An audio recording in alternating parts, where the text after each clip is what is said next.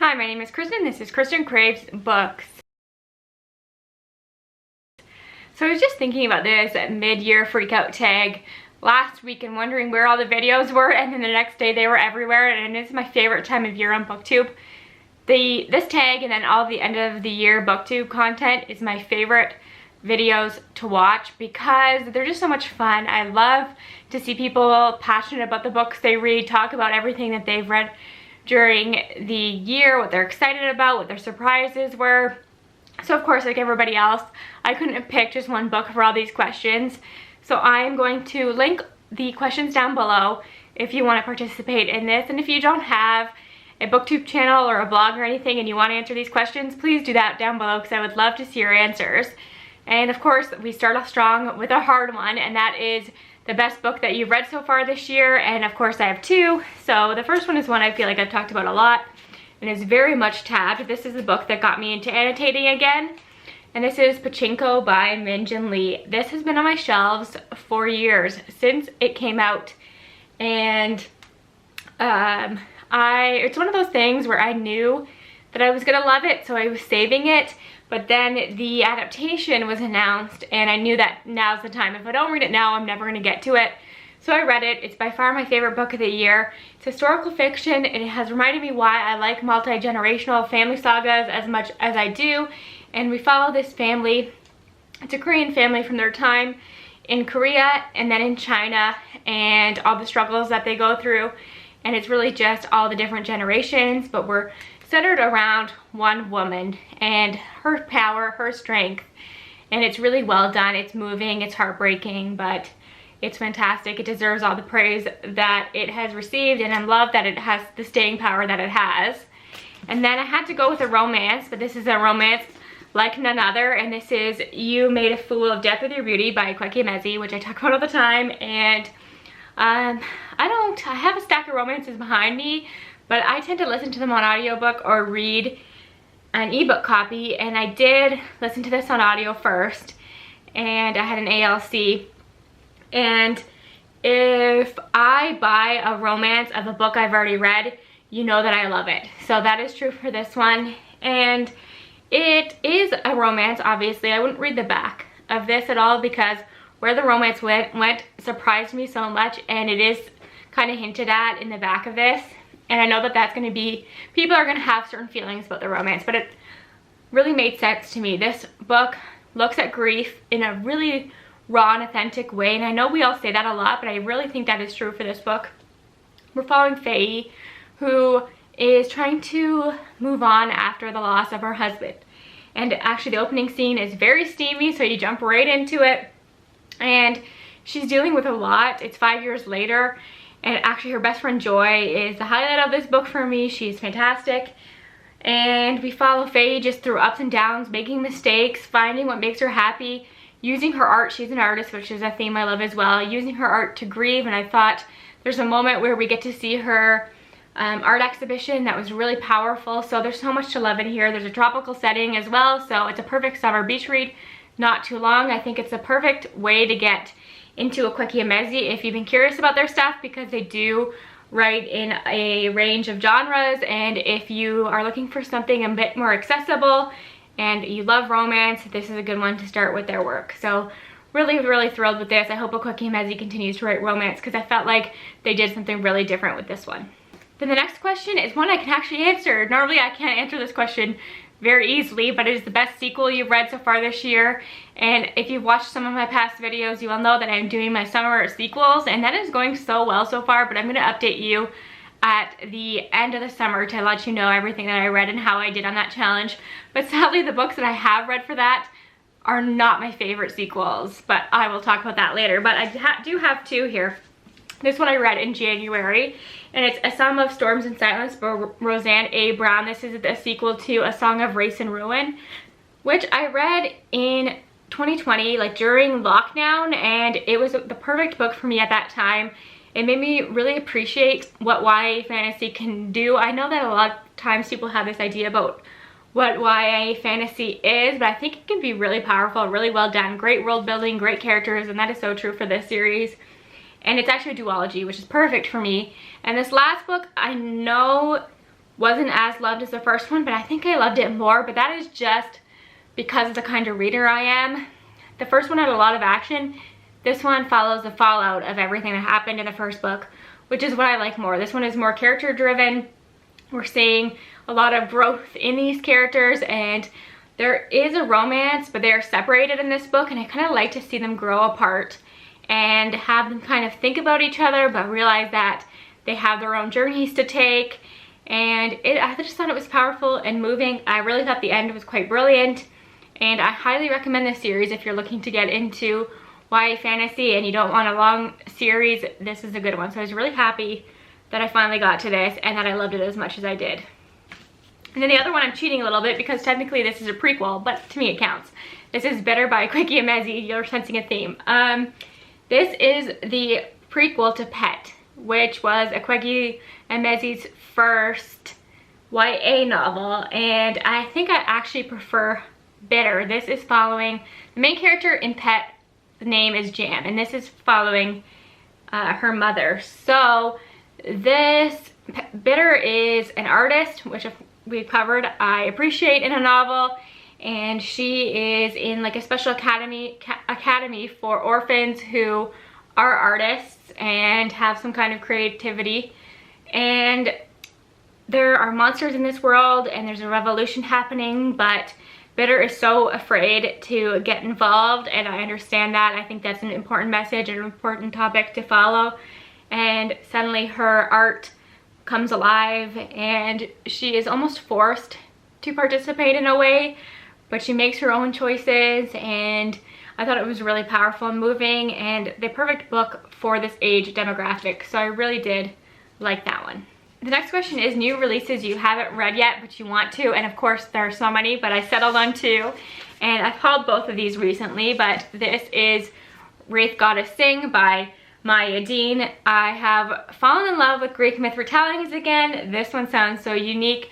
We're following Achilles, who I know we've read from many times, but in this story Achilles is a trans woman, and this is really a fight for love. And it says on here, it says the gods wanted blood, she fought for love. So I think that could really be beautiful, and I'm curious to see this different take on the Trojan War, which I have read about many times, and I've been hearing great things about it, so I really want to get to that one. And as far as I know, this is a standalone fantasy, which I always appreciate. Then I have a memoir here. This is We Were All Dreamers by Simu Liu, who I adore. And I want to listen to this one in audio, but I had to have a copy for my shelves.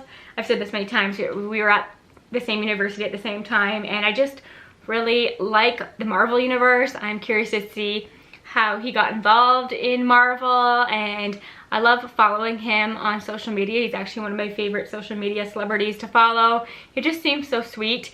So I am looking forward to listening to that on audio.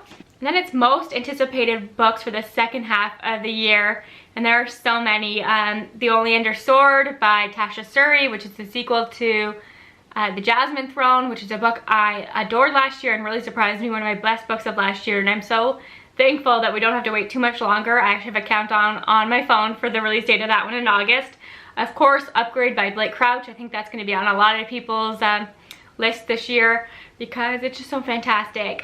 Dark Matter is the book that made me fall in love with sci-fi. I love recursion, and Upgrade looks like it's what I come to expect from Blake Crouch, so I'm really looking forward to that.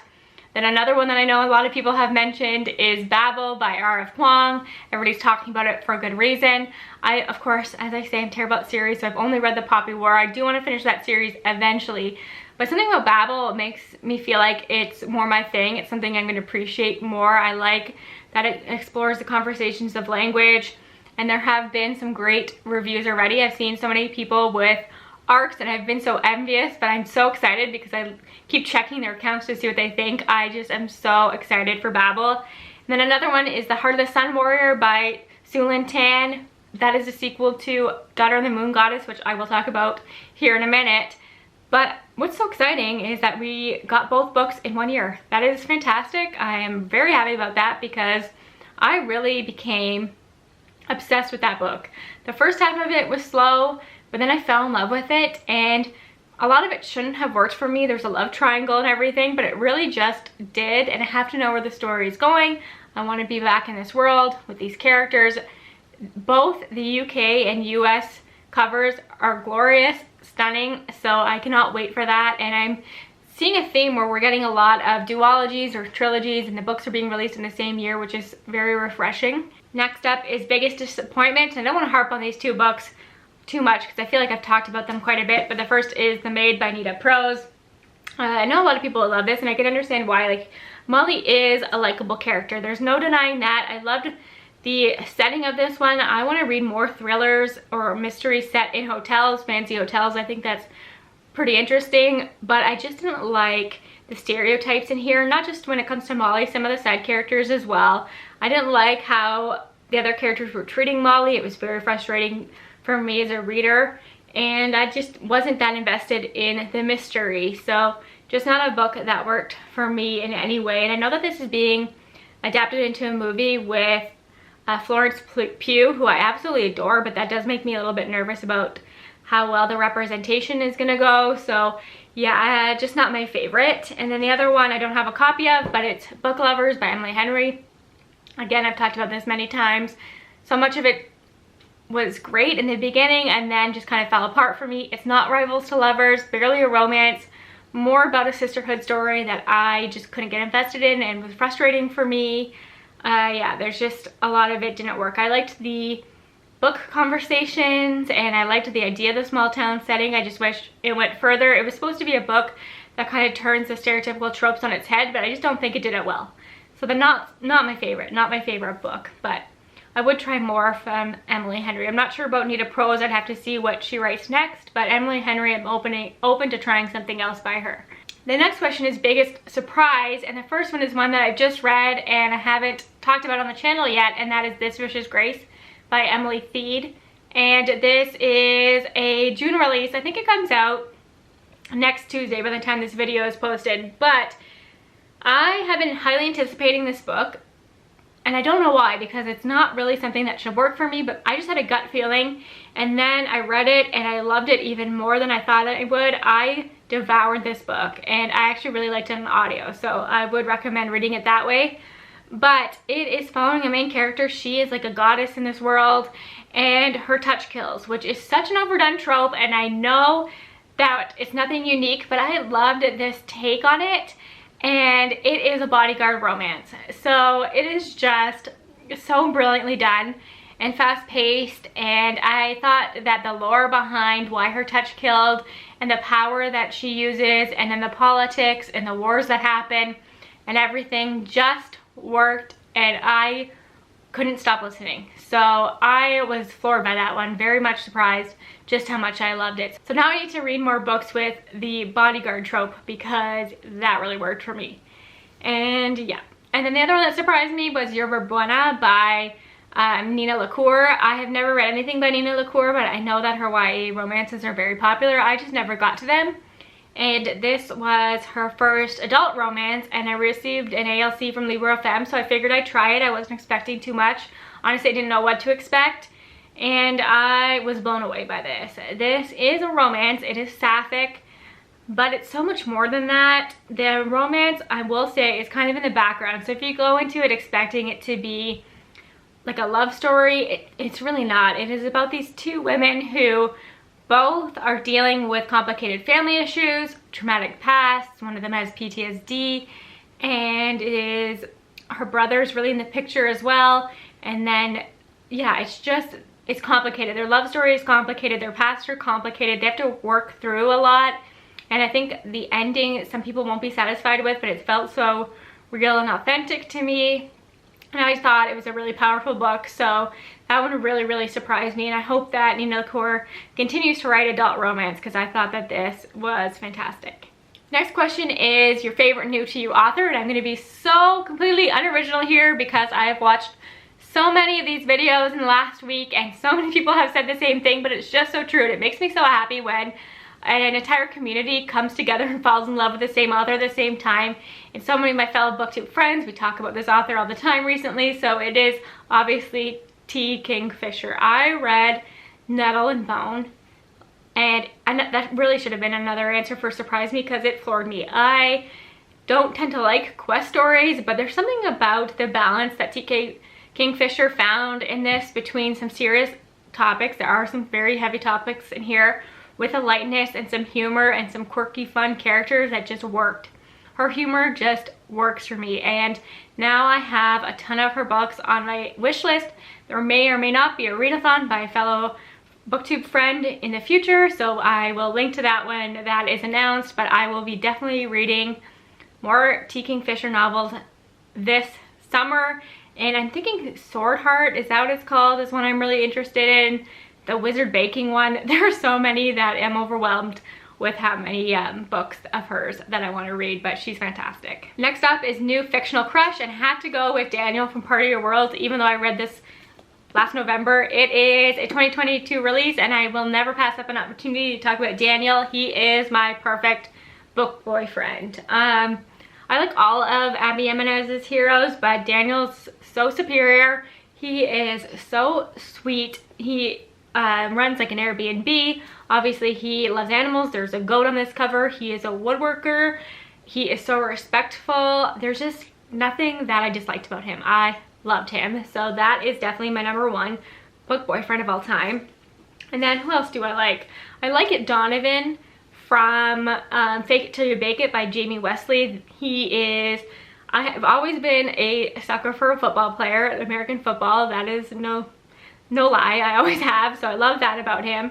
But he also owns a bakery. So the fact that he is a football man and a baker just really works for me. So yeah, I love him, and he's respectful as well. And him and the main character in that one have great banter, so that's a good one. I'm trying to think if there's anybody else. I'm sure there are a ton that I am missing, but those are the two that come to mind immediately. Next is newest favorite character, and I don't own either of these books yet, but the first one is Viola from A Lady for a Duke. She has such a quiet strength about her that I just admire so much and was so great to read about, and I think is what makes her so memorable to me, because she feels relatable and you really see her grow throughout the book, but she always remains true to who she is. So I just loved her. I won't forget her anytime soon. And then the complete opposite to that is Lulu Wei from Siren Queen, which is a book I absolutely loved, and I love this character so much, but her strength is more in the forefront. It's more obvious, it's more blatant, and that's why I loved her. She does not put up with anything from anybody. She clears her own path, as she should. She fights against things that she should be fighting against, and she won't give up what she wants because of society or the actions of others, and she is an inspiring character for me as well. So I love both of those women. Okay, so books that made you cry. I am drawn to books that make me cry, so I could have a longer stack, but I settled on 3. And the first one I think is an obvious one for a lot of us, and this is Salt to the Sea by Ruta Sepetys. I finally read this year, and I don't think I actually cried because I've been told so many times that it's gonna make me cry that it just didn't, but I was moved by it. It was very emotional, and it almost got me at the end. I thought the end was really kind of beautiful. So yeah, that is a sad one for sure. This is a World War II novel, but it is not from your typical perspective, and it was kind of devastating. And then I have One Italian Summer by Rebecca Searle. Her books always make me cry, especially this one's like a mother-daughter relationship, and it was just so sad. We are following, I forget her main character's name now, Katie, and her mother dies at the beginning of the book, and Katie decides to go on the Italian trip that they had planned, and when she's there, she encounters a younger version of her mom. There's always a bit of a magic touch to Rebecca Searle's books, and it was really moving. I think moving books are what make me cry the most, and like really touching moments, and this one was devastating, but it was also very moving. And I actually thought that the main character's journey through her grief was messy but authentic, and by the end I was just a mess. So that's a good one. And then the last one I had to put on here is Blood Scion by Deborah Fillet, and this book never lets up. It is intense, it is brutal, you can't get attached to anybody, and it was just one hit after another. I was a mess. So know that going into this one. I can't wait for the second, but wow, yeah, that's a lot. So those are the 3 that made me cry. And then I have to talk about the ones that made me happy. So an obvious one, Legends and Lattes by Travis Baldree. This is one of my favorite books of the year, one of my favorite books of all time. A light, cozy, fun fantasy, low stakes, about a retired orc barbarian running a coffee shop, and it is the cutest, funnest, sweetest book I have ever read, and it made me so happy. I was grinning the entire time I was reading that. Then I had to include this graphic novel. It's actually kind of bittersweet in the end, but it was just such a joy to read. This is The Girl from the Sea by Molly Knox Ostertag, and there's something really sweet about the illustrations that bring a smile to my face, the colors, just the style of it, and it's just a cute little YA romance that I thought was a really good read. Next is the most beautiful book you bought or received this year, and I have 3 again. This is Electra by Jennifer Saint. This is the UK edition. I'm not a huge fan of the US version. This UK edition is absolutely beautiful, and the end pages and everything. This is just such a beautiful book, and I love it. There's a spine. So the fact that this is not a special edition or anything, this is just the standard UK version, and it is beautiful. I'm always drawn to these Greek myth covers. They're usually beautiful. And then a really pretty edition of the Complete Grimm's Fairy Tales I received as a birthday present. This is such a gorgeous book. Not something I'd ever buy for myself because I just don't treat myself to classics like this because they're more expensive, obviously, and it's just not something that I would treat myself to. So to have this on my shelves is amazing, and the details on here are so beautiful. And then I have to go with the most gorgeous edition from Fairy Loot. This is Daughter of the Moon Goddess, which I talked about earlier. Every edition I've seen of this book is beautiful, but I particularly love this one, and it's these sprayed edges for me. These are stunning. That is so pretty. And I know that I'm actually gonna put a photo here of, they just announced the sequel, what the sequel is gonna look like. And yeah, I might have to treat myself to that because that is gorgeous. And just picture those edges next to these. This book is just beautiful. I should probably show you all the details. Here are the end pages there. And then under the Just Jacket. Gorgeous. So I love that book. Okay, 2 more questions. We have a book you need to read before the end of the year, and of course I have so many of them, but again I went with 3, and all 3 of these are part of my 12 challenge. If you remember the 12 challenge that was viral at the beginning of the year, I have not been doing very well with that. Actually, this was one of the books on there, so I read that one, but I have not been doing very well, and I do have 3 of the books. So the first one is Dreams Lie Beneath by Rebecca Ross, who is becoming more popular. I know a River Enchanted by her was just published, and people seem to be loving that. But this cover is gorgeous, and anything that's fantasy with books or reading involved, I'm going to be drawn to. So I'm excited about that one. I haven't heard too much about that one. This one I've heard nothing about, so I was excited that this was recommended to me for that challenge. And this is The Bone Charmer by Brianna Shields. Look at this cover again. And if you read this, let me know what you thought, because I know nothing about that one, but I'm excited about it. And then, this was so sweet, my readers on my blog were mostly the people who chose the books for that challenge, and they know that I love books about witches, so somebody chose A Witch in Time by Constance Sayers, and it sounds perfect for me. Historical fiction with witches, that is my vibe. So happy about that one as well. Need to get to those 3. And then the last question is the best adaptation that you watched so far this year. And of course I have to go with Heartstopper. I've watched Heartstopper all the way through 4 or 5 times. Love it. It is my comfort show now. Such a perfect adaptation. It is so true to the comics, and you can really tell that Alice Oseman was highly involved in the creation of that show, and the casting is beyond perfect. That show is just brilliant. So I love that show so much. I just started Pachinko on Apple TV actually, and I think that is really well done. I'm not getting the same vibe as I got from the book. It seems to veer off from it a little bit, but it's really beautiful, and the way that it is filmed is gorgeous, and I'm really enjoying that. And there are a few coming out that are supposed to come out this year that I'm excited about. Blonde, I just saw the trailer for that was dropped. That's by Joyce Carol Oates, which I do have a copy of, but it intimidates me, so one day I'll read that. What else is coming out? Daisy Jones and the Six. I think that's supposed to come out at some point. I know that The Summer I Turned Pretty just released on Netflix. I read that series years ago and I thought it was fun. There's a few more. I have them written down here. Oh, The Wonder. The Wonder by Emma Donoghue. One of my favorite books that I read before I was part of the online book community at all. And I'm losing my voice here. I've been talking for so long. And Florence Pugh, speaking of Florence Pugh, is starring in that one. So I'm really, really looking forward to that. Oh, The Essex Serpent, which is another one of my favorite books that I read many, many years ago. And Tom Hiddleston is in that one. So I am looking forward to that as well. And I think that's already out. I just haven't watched it. And there goes my voice. So I'm going to wrap this up. I hope you enjoyed this. If you have done this tag, let me know. If you want to do it in the comments, I would love to read your answers.